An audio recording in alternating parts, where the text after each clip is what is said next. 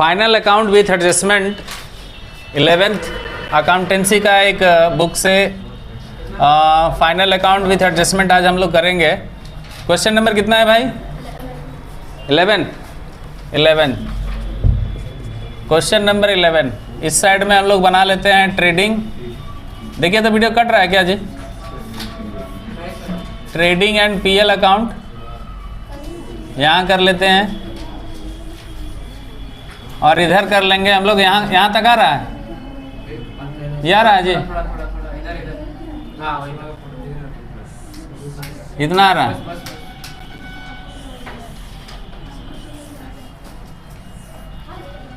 ये आपका balance sheet, इसको एसेट्स लायबिलिटीज।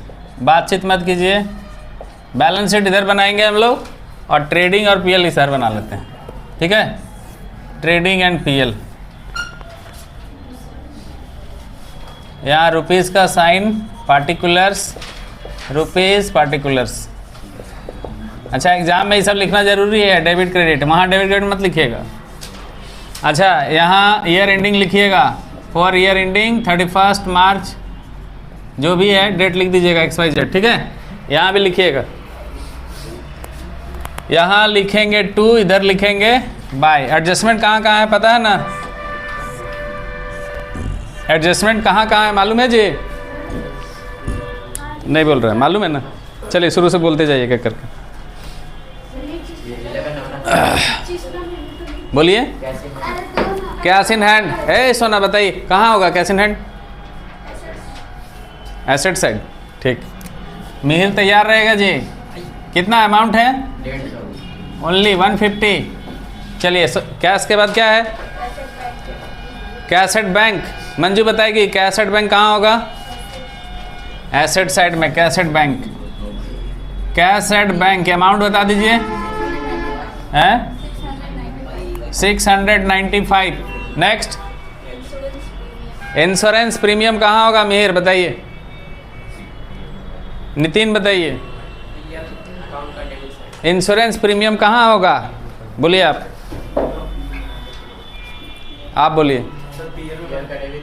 तो सत्यम बताया तब ना जी, ऐसे थोड़ी काम चलेगा। मेरा दिमाग सब जगह रहता है भाई। इंश्योरेंस कितना?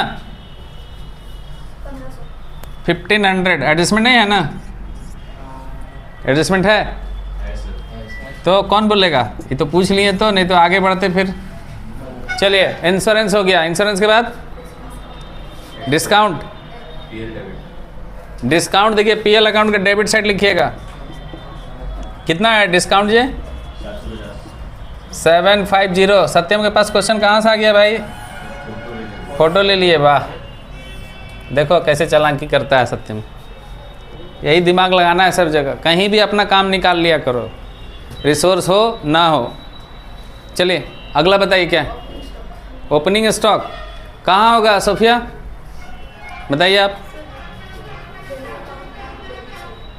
फिर से बोलिए।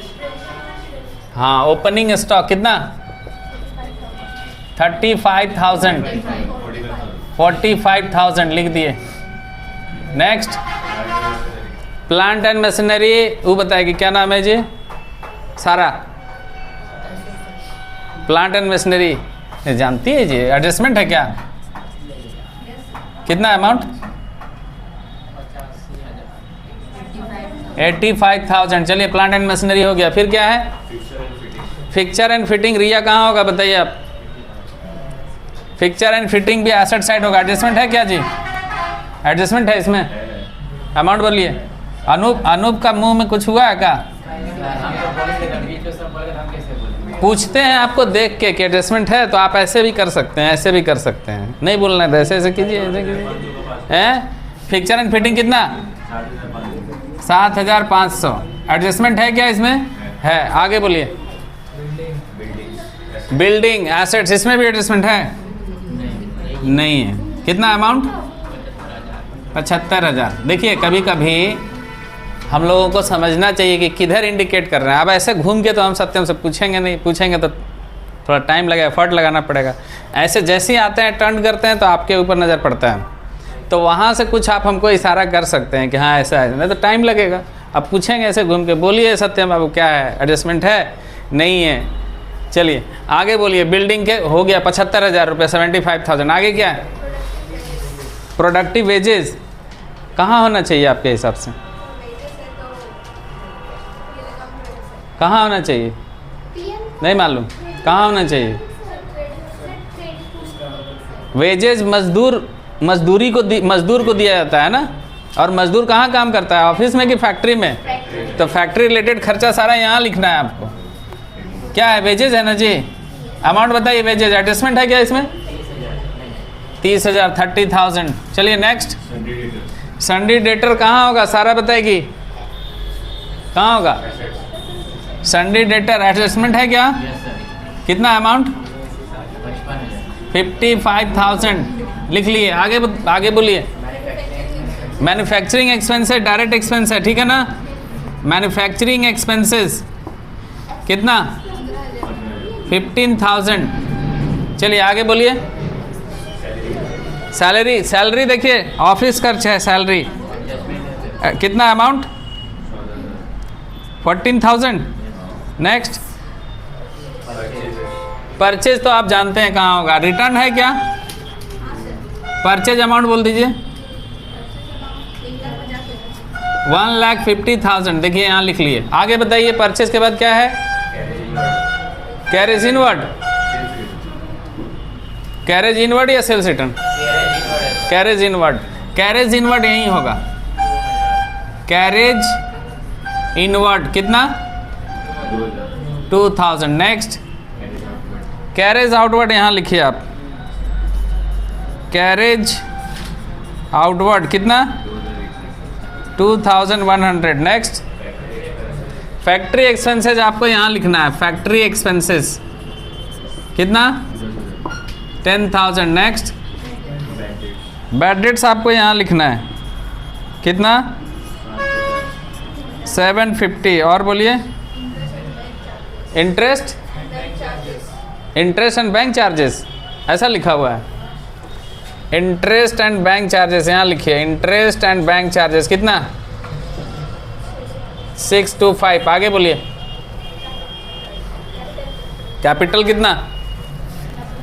कितना है कैपिटल भाई? 90,000 है। चलिए नेक्स्ट। सेल कितना सेल है?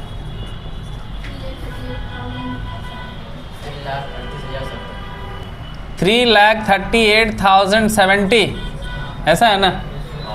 आगे बोलिए। सन्डी क्रेडिटर कितना है? 40,000। नेक्स्ट।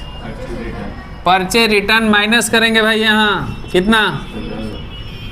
1,500 लेस करिएगा, ब्रैकेट कर दीजिएगा इसको। आगे बताइए। क्या बोले?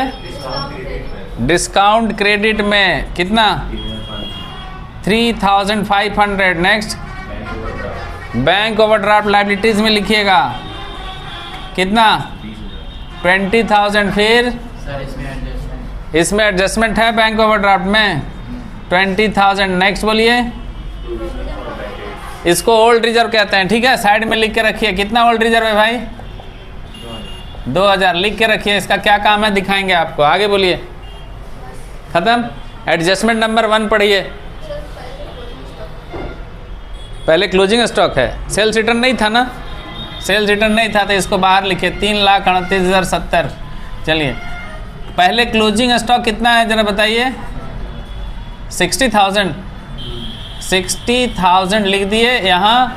और क्लोजिंग स्टॉक यहाँ भी लिखिएगा। याद हो जाना चाहिए आप लोगों को बनाते बनाते हैं। इतना तो भरोसा हो गया कि सत्यम एग्ज़ाम में आएगा तो अटेम्प्ट जरूर करके आएगा हैं, क्योंकि अभी इनका एग्ज़ाम रिसेंट में यहाँ होने वाला है। आप लोग का थोड़ा लेट होगा और ऑब्जेक्टिव होगा तो ये तो बनाने आएगा नहीं हैं। बनाने के लिए आएगा मिहिर का हैं। कौन बोल रहा है? 11 फाइनल एग्ज़ाम। तो आप फिर लोग तो सुनाते हैं आके कि सर MCQ होगा, फिर बोलते हैं सब्जेक्टिव होगा। अच्छा जो रहे, आप लोग सब पूरा तैयारी किए हैं। जो आएगा वेलकम, जो नहीं पढ़ा है उसको थोड़ा भीड़ कम होगा। चलिए बताइए जी। 60,000 लिख लिए, क्लोजिंग स्टॉक दोनों जगह हो गया पोस्टिंग। आगे बताइए। प्लांट एंड मशीनरी पे डेप्रिसिएशन होगा तो सत्यम कहाँ कहाँ पोस्टिंग करिएगा? कितना? 10% है। 10% यहाँ 8,500 लेस कर लीजिए ऐसे, और ये 8,500 को उठा के यहाँ ले आइए, लिखिए ऐसे, depreciation on plant and machinery 8,500, ठीक है जी। 8,500 प्लांट एंड मशीनरी पे आप यहाँ ला सकते हैं। आगे बताइए। 5%, बताइए 5% डेप्रिसिएशन अगर 7,500 का है तो 375 होगा। लिखेंगे लेस करके बाद में, अभी लिखते हैं। 10 में 5 5, 9 में 7 2, 4 में 3 1, और फिर यहाँ बचेगा 6, नहीं 7 बचेगा, 7, और यहाँ फिर 0 फिर 0, 10 में 5 5, 8 6 14 7। चलिए आगे बता दीजिए और क्या है भाई। रुक जाइए, यहाँ लिख देते हैं to depreciation on fixture and fitting. कितना फिक्चर एंड फिटिंग में था? 375। देखिए यहाँ सीखिए, एडजस्टमेंट में आप लोग का गाड़ी रुकता है, कहाँ कहाँ पोस्टिंग कर रहे हैं। आगे बताइए और क्या है। Insurance premium paid in advance, prepaid जिसको हम लोग कहते हैं ना। कितना भाई? 500। प्रीपेड 500 है प्रीपेड, तो यहाँ 1000 करिए। ये 500 को कहाँ ले जाएंगे बताइए तो? एसेट्स में। एसेट्स में जो चीज़ आप एडवांस में पे कर देते हैं वो आपके लिए एसेट बन जाता है, और एडवांस में लेते हैं तो क्या बनता है जी? लायबिलिटी। सही बात है। चलिए प्रीपेड इंश्योरेंस 500 रुपया एसेट साइड चला गया। आगे बताइए और क्या है। सैलरी क्या? 500 आउटस्टैंडिंग।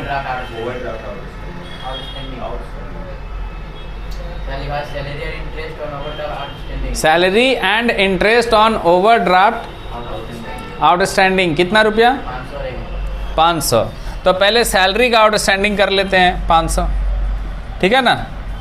आउटस्टैंडिंग सैलरी का यानी टोटल सैलरी देना है 14,500, और इस आउटस्टैंडिंग सैलरी को आपको यहाँ ले आना है। कितना जी? 500 ले आए, 500 इधर। अब बैंक का जो आपने इंटरेस्ट देना बाकी है, नहीं दिए है, आप ओवरड्राफ्ट कर लिए, इंटरेस्ट लेगा ना। कितना रुपया? 1000 रुपये ना। तो 1000 रुपीज़ इंटरेस्ट आपको देना है। ये भी इंटरेस्ट आउटस्टैंडिंग है एक तरह से, तो आप इसको टोटल इंटरेस्ट के साथ आपको फ्यूचर में वापस करना है 21,000, और इसको आप इधर दिखा सकते हैं, नहीं तो यहाँ भी जोड़ सकते थे। यहाँ जोड़ने में दिक्कत है, इसीलिए हम यहाँ लिख रहे हैं interest on bank overdraft, bank OD. कितना रुपया? 1000, ठीक है। आगे बताइए। हाँ, इसको सीखना है। Make a provision for 5 on Sunday debtor, सही बोल रहा है ना। कह रहा है कि डेटर में आपका न्यू रिजर्व बनाइए। कितना परसेंट? 5%। तो बताइए 55,000 का 5% कितना होता है? 2,750। चलिए कर लिए। उसमें और कुछ लिखा हुआ है नहीं ना? इधर आइए। 2750, इसको न्यू रिजर्व लिखिए। बैड डेट्स में जोड़ दीजिए इसको। 0 7 7 14 15 में 1 2 1 3, और ओल्ड रिजर्व माइनस कर लीजिएगा। ओल्ड रिजर्व क्या करेंगे? माइनस करेंगे, और यहाँ 1500 लिखेंगे। इसका कहानी सुनाएंगे अभी हम आपको। देखिए यहाँ 0 10 में 5 5, 9 में 7 माइनस करेंगे, फिर बचेगा 2 4 2, और यहाँ पर 5। देखिए क्या कहानी है। कहानी ये है कि जो इस साल आप रिजर्व करते हैं, अगले साल वो ओल्ड रिजर्व हो जाता है। जो न्यू रिजर्व आज है, आज नया स्वेटर लेंगे तो अगले साल नया स्वेटर क्या हो जाएगा? पुराना हो जाएगा। इस साल जो न्यू रिजर्व है, अगले साल ओल्ड रिजर्व हो जाएगा। तो आप कहिए सर ये जो ओल्ड रिजर्व है, ये पिछले साल न्यू रिजर्व रहा होगा। पिछले साल न्यू रिजर्व रहा होगा, इस साल क्या हो गया? ओल्ड रिजर्व हो गया। अब इसको कैसे समझना है जरा समझिए। अभी आकाश मंडल बोला कि पापा के साथ हम जाएंगे इलाज करवाने। अच्छा, पापा के साथ इलाज करवाने जाएगा तो पापा ने कहा इसको कि लो बेटा तुम ऐसा करो 2000 रुपया रख लो। क्या करो? 2000 रुपया रख लो। ना पापा को पता है ना बेटा को पता है कि हॉस्पिटल जाने के बाद कितना पैसा लगेगा बिल। तो पापा ने 2000 रुपया दिया, बेटा रखे हुए है। अच्छा, जिस दिन हॉस्पिटल गया उस दिन बिल बन गया कुछ और, मान लो कोई जरूरी 2,000 लगेगा। अच्छा, बिल बन गया मान लो वहाँ 3,500 का, कितना का बना? 3,500 का। अब क्या किया जाएगा? 3,500 का अगर बिल बन जाए तो क्या होगा बोलो? पापा से कितना मांगेगा वो? पापा से और कितना मांगेगा वो? 1,500 मांगेगा। 2,000 वो क्या करेगा? माइनस, बिल में से क्या करेगा? माइनस करेगा। आपका ओल्ड रिजर्व यही काम करता है कि आप पहले से बना के रखे हुए हैं कि फ्यूचर में मेरा व्यापार में कुछ पैसा डूब सकता है। आपको भी नहीं पता कि क्या डूबेगा, आपको भी नहीं पता है कि क्या डूबेगा। गवर्नमेंट कहती है आप उसको खर्चा में लिख सकते हैं, ठीक है। तो पिछले साल जो ओल्ड रिजर्व रहा कि जो आपका 2,000 डूबेगा, वास्तविक रूप से जानते हैं यहाँ क्या पता चला कि डूबने की बारी कंफर्म तो यही है, बैड डेट्स मतलब जो डूब गया। और अगले साल के लिए जो प्रोविजन किए हैं वो 2750 है। ये आप अगले साल के लिए प्रोविजन कर रहे हैं कि अगला साल डूबेगा। तो सरकार मान ले रही है कि ठीक है आपका टोटल कितना डूब रहा है? 3500 मान लिए कि टोटल इस साल का खर्चा 3500। लेकिन पिछले साल जो आप 2,000 रुपया लेकर रखे थे खर्चा वाला, वो तो अभी खर्चा हुआ नहीं है ना, तो उसको आपको क्या कर लेना है? माइनस। अभी आप कैसे बोले कि आकाश मंडल जब इलाज कराने गया तो वहाँ 3500 का बिल आया, तो 2,000 क्या करेगा वो? माइनस। पापा से और कितना मांगेगा? 1,500। तो हम भी ओल्ड रिजर्व यहाँ माइनस कर लिए 2,000 और यहाँ 1,500 ही दिखाएं। तो आप कहिएगा कि सर आप क्यों नहीं 3500 दिखा दिए यहाँ? ट्रेडिंग पीएल अकाउंट कहता है कि आप यहाँ पर एक ही साल का खर्चा या आमदनी को, इनकम या एक्सपेंस को दिखा सकते हैं, एक साल से ज़्यादा का नहीं दिखा सकते। अगर आप एक साल से ज़्यादा का दे दिए हैं तो प्रीपेड कहलाता है और वो क्या बन जाता है? एसेट्स। समझ में आ रहा है? हाँ, एक साल का जो इनकम और एक्सपेंडिचर है, चाहे वो कैश में है या क्रेडिट में है, आप लिख सकते हैं। अगर कोई इनकम हो गया है और आपके हाथ में आया नहीं है फिर भी आप लिख सकते हैं एक्रूड इनकम लिख करके। अगर कोई खर्च आप कर दिए हैं लेकिन अभी तक पैसा दिए नहीं है फिर भी आप खर्च में उसको लिख सकते हैं। जैसे सैलरी एग्जांपल लीजिए, सैलरी हम 14,000 खर्च कर चुके हैं, लेकिन इस साल का एक आदमी को 500 रुपया देना आज भी क्या है? बाकी। तो सरकार कहता है कि सरकार गवर्नमेंट कह रही है कि आप जाकर के 500 रुपया भी लिख लीजिए, बाद में उसको आप दे दीजिएगा, अपना लायबिलिटी साइड में लिख लीजिए, जब वो आएगा तो दे दीजिएगा। यानी ट्रेडिंग पीएल में हर साल नया आइटम आ जाएगा, ठीक है, लेकिन यहाँ पुराना आइटम अपडेट होते रहेगा। जैसे जो आपका प्लांट एंड मशीनरी है वही प्लांट एंड मशीनरी आगे भी रहेगा, अंतर यही है कि उसका वैल्यू थोड़ा और डेप्रिसिएट होके घट जाएगा, चेंजिंग कम आएगा यहाँ। समझ गए ना? और कुछ एडजस्टमेंट है क्या? क्या है बोलिए? Interest on capital. देखो पापा जी भी आपसे मांग रहे हैं इंटरेस्ट दो बेटा। इंटरेस्ट कितना % मांग रहे हैं? 5%। तो 90,000 का 5% कितना होगा? 4,500 है, 4,500 होगा। अब देखो एक चीज़ और क्या समझा दे रहे हैं, पापा बोल रहे हैं कि बेटा तुमको हम 90,000 दिए हैं बिजनेस करने के लिए। अब नियम के अनुसार पापा को आपको क्या देना है? इंटरेस्ट कितना % देना है? 5%। अब 5% इंटरेस्ट हो रहा है तो 4,500 पापा को आप देने जा रहे हैं। तो पापा बोल रहे हैं ऐसा कर, तुमको तो 90,000 हम पहले दिए ही हैं, वहीं जोड़ के रख ले और फ्यूचर में ये समझना अब कि हम तुमको कितना पैसा दिए हैं? 94,500। पापा अगर फ्यूचर में इंटरेस्ट आपसे मांगेंगे इस कैपिटल के बदले तो आगे से अब आप कितने पे इंटरेस्ट देंगे उनको? 94,500। आप बैंक में पैसा जमा कर देते हैं, बैंक वाला इंटरेस्ट देता है, तो आपका बैंक वाला बैलेंस में ही वो क्या कर देता है? ऐड कर देता है और फिर बाद में उस पर इंटरेस्ट देता है। समझ गए? अच्छा, आपका कंपनी, आपका बिजनेस पापा को क्या दिया या ऑनर को, बिजनेस के ऑनर को क्या दिया? इंटरेस्ट। तो इसके लिए एक तरह से क्या है? खर्च। तो आप एक्सपेंस साइड में इसको दिखा सकते हैं, ऐसे लिख दीजिए interest on capital. Interest on capital short में यहाँ हम लिख दिए IOC, इंटरेस्ट ऑन कैपिटल। समझ जाएंगे? कितना रुपया दिए जी? 4,500। और क्या है जी?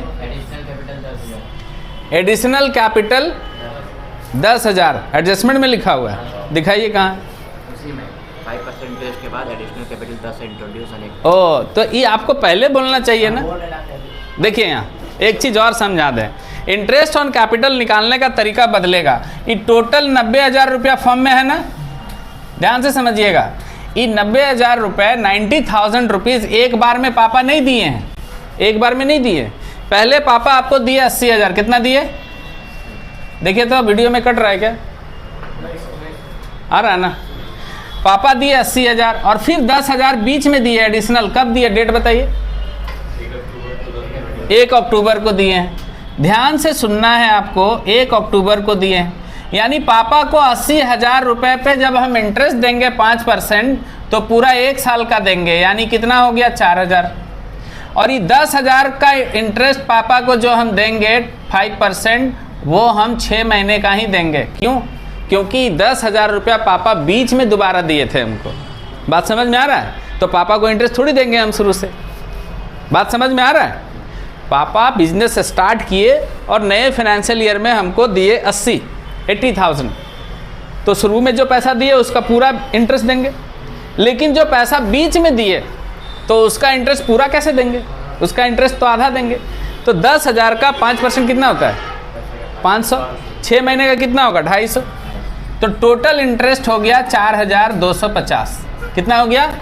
4,250, यानी 94,250। और यहाँ भी आपको 4,250 ही लिखना है। और क्या है बताइए? कुछ नहीं।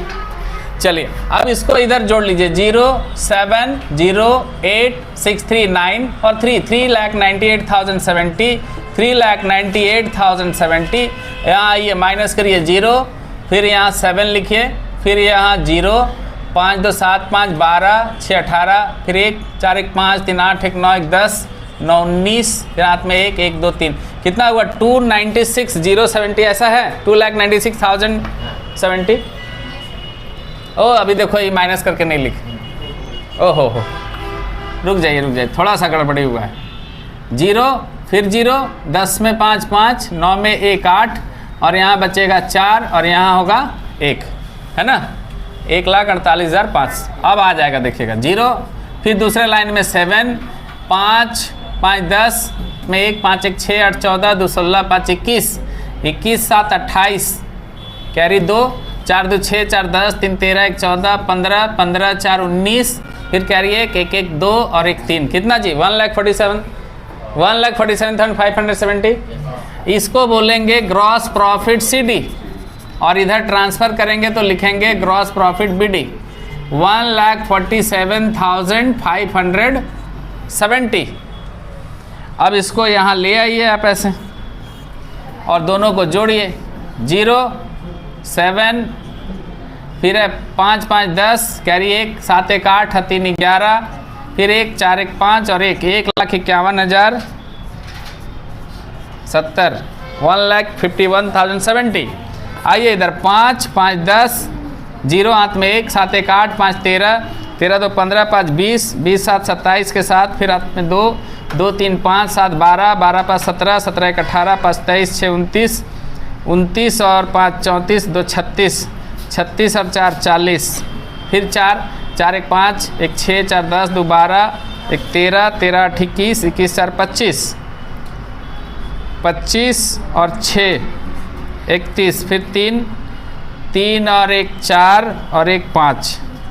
देखिए तो कितना आया जी? 116,470 नेट प्रॉफिट। 1,16,470। यहाँ आइए नेट प्रॉफिट ऐसे लिखिए 1,16,470। ऐड कर लीजिए इसको, ऐसे लिखिए यहाँ 0, 7, 5, 12, 2, 4, 2, 6, 1, 7, 6, 4, 10, 0 हाथ में 1, 9, 1, 10, 11 हाथ में 1, 1, 1, 2, 2,10,720।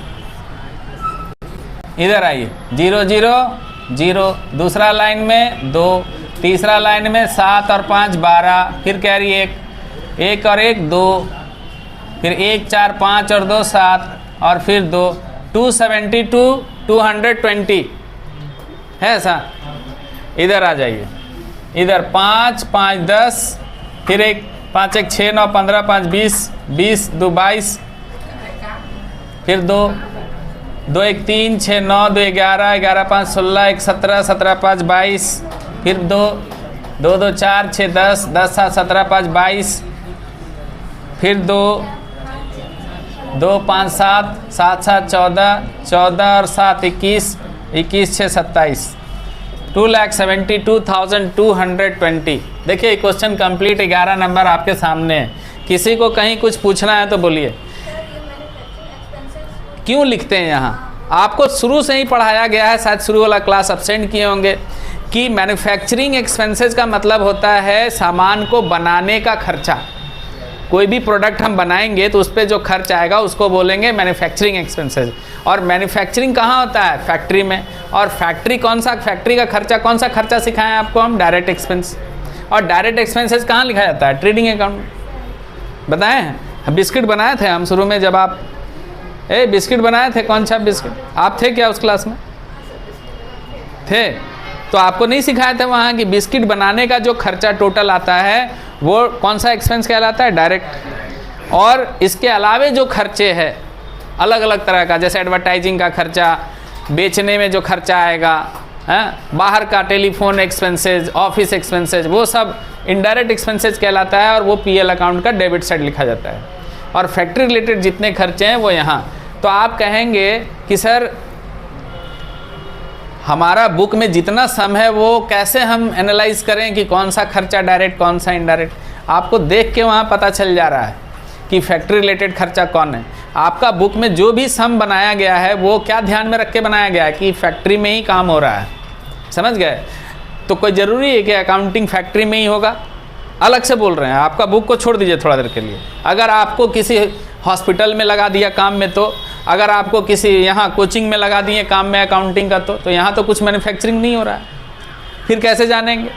तो आपको सिखाया गया है कि किसी भी ऑर्गेनाइजेशन का मेन सोर्स ऑफ इनकम जो होता है उससे जुड़े हुए जो खर्चे होते हैं जिसके बिना इनकम जनरेट नहीं होगा, वैसे खर्चे को हम डायरेक्ट एक्सपेंस कहते हैं। फॉर एग्जांपल कि यहाँ हमारा जो इनकम का सोर्स है वो फ़ी है।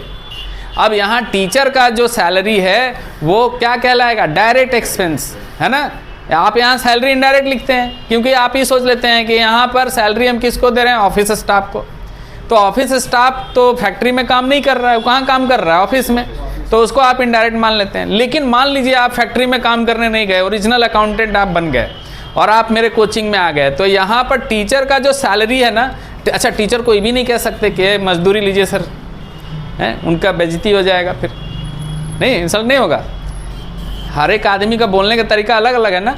तो मेरे यहाँ जो टीचर पढ़ा रहे हैं उनको हम जो महीने के अंत में देते हैं काम के बदले रेम्यूनरेशन जिसको हम कहते हैं, उसको हम क्या कहेंगे? सैलरी। और वो सैलरी अगर हम नहीं देंगे तो कल से पढ़ाई बंद हो जाएगा, सर आएंगे ही नहीं। समझ गए? तो यहाँ सैलरी कौन सा एक्सपेंस हो जाएगा? फिर डायरेक्ट एक्सपेंस हो जाएगा। आपको ये बात समझना चाहिए, ठीक है ना? आपका और भी कोई फर्म है, मान लीजिए कोई शॉप छोटा मोटा चल रहा है, अब वहाँ इलेक्ट्रिसिटी आप इनडायरेक्ट एक्सपेंसेस रख सकते हैं। लेकिन अगर मेरा कंप्यूटर इंस्टीट्यूट है तो मेरा कंप्यूटर सारा किससे चलेगा? इलेक्ट्रिक से। बिना इलेक्ट्रिक का कंप्यूटर चलेगा ही नहीं। तो इलेक्ट्रिसिटी वाला जो बिल आएगा वो कौन सा एक्सपेंस कहलाएगा? मेरा डायरेक्ट। तो आपको देखना है कि किस तरह का खर्च है। आपको यही समझना है कि मेन सोर्स ऑफ इनकम जहाँ हम जनरेट कर रहे हैं वहाँ जितनी चीज़ें लगी हुई हैं उन सब को हम डायरेक्ट एक्सपेंस कहेंगे। इसके अलावे जो इधर उधर का खर्च है जिसके बिना मैन्युफैक्चरिंग या मेन काम इफेक्ट नहीं होता है, वो खर्चों को हम क्या बोलते हैं? Indirect expenses. उसी तरह इनकम भी दो तरह का है। आप जो फ़ी देते हैं हमको वो मेरे लिए डायरेक्ट इनकम है। अच्छा, यहाँ पुराना न्यूज़पेपर हम उठा के बेच दिए रद्दी वाले को, आता है ना कबाड़ वाला, तो उसको हम मान लिए पुराना न्यूज़पेपर बेच दिया। आपको क्या लगता है हम यहाँ न्यूज़पेपर बेचने के लिए बैठे हुए हैं? नहीं, कभी कभार बेच देते हैं। वो मेरे लिए कैसा इनकम हो गया? Indirect income. तो वो उसको आप पीएल अकाउंट का क्रेडिट साइड में लिख लेना। और डायरेक्ट इनकम कहाँ लिखेंगे आप? ट्रेडिंग अकाउंट का डेबिट साइड। क्योंकि हर एक फर्म को या ऑर्गेनाइजेशन को ट्रेडिंग पीएल बनाना पड़ता है, चाहे आप सर्विस सेक्टर में हो चाहे आप मैन्युफैक्चरिंग सेक्टर में। समझ में आ रहा है? तो बेसिक कॉन्सेप्ट आपका क्लियर जब रहेगा तो आपको ज़रा सा भी दिक्कत नहीं होगा कि हम कौन सा आइटम कहाँ लिखें। क्यों याद करना है? याद क्यों करेंगे हम? ऐसे देख के पता चल जाता है कौन एसेट्स है, कौन लाइबिलिटीज़ है, कौन डायरेक्ट एक्सपेंस है, कौन इनडायरेक्ट एक्सपेंस है, कौन डायरेक्ट इनकम है, कौन डायरेक्ट इनडायरेक्ट इनकम है।